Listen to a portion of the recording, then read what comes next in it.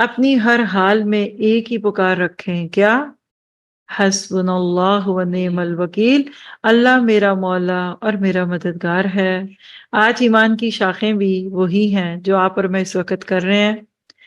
پہلا ٹاپک 17 شاخ ہے، شریعت کے علم کی طلب ہونی چاہیے۔ اس وقت ہم یہی کام کر رہے ہیں۔ قرآن اور حدیث کے علم کا حصول ایک لازوال عبادت ہے۔ آپ جتنی دیر جہاں بیٹھتے ہیں نا، یہ آپ کی عبادت ہے۔ قرآن اور حدیث میں علم اور اہل علم کی فضیلت ہے۔ عام لوگوں کے لیے فرائض اور واجبات کا جاننا لازمی ہے۔ ہاں، جو زیادہ پھر آگے راسخون فی العلم ہوں گے وہ دوسری فقہی باتوں اور دوسری چیزوں میں بھی جائیں گے۔ ہم سب کے لیے کتنا علم حاصل کرنا فرض ہے؟ جو حلال اور حرام کا پتہ لگ جائے، جو ذمہ داری ہے اس کو ادا کریں۔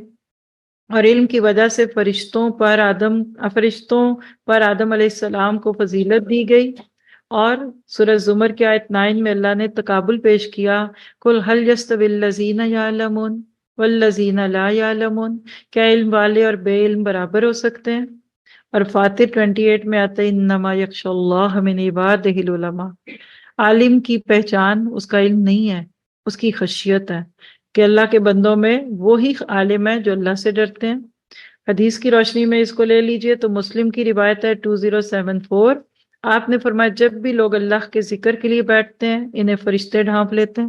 آپ نے اوپر محسوس کیجئے اس کو، اور رحمت الہی انہیں اپنی آغوش میں لے لیتی ہے اور ان پر سکینہ نازل ہوتی ہے۔ محسوس ہوتی ہے آپ کو؟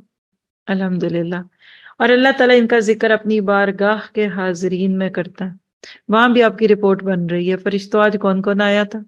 آج کون سی کرسی خالی تھی؟ کدھر ہے؟ اچھا کوئی بیمار ہے، جاؤ اس کے لیے دعا کرو، اس کی خاطر مدارت کرو۔ حدیث ہے، میں ایسے نہیں کہہ رہی، الفاظ کچھ اور ہیں، لیکن مراد یہ ہے کہ آپ جس دن چھٹی کرتے ہیں تو آپ کی کرسیاں آپ کو ڈھونڈ رہی ہوتی ہیں۔ اہل علم کی فضیلت کیا ہے کہ عالم کی عابد پر 70 گنا فضیلت ہے۔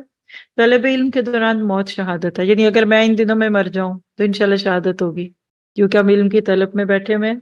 اہل علم کی مجالس جنت کی کیاریاں ہیں، اور علماء انبیاء کرام کے جانشین ہیں، ان کی تعظیم کرنی چاہیے۔ اسی سے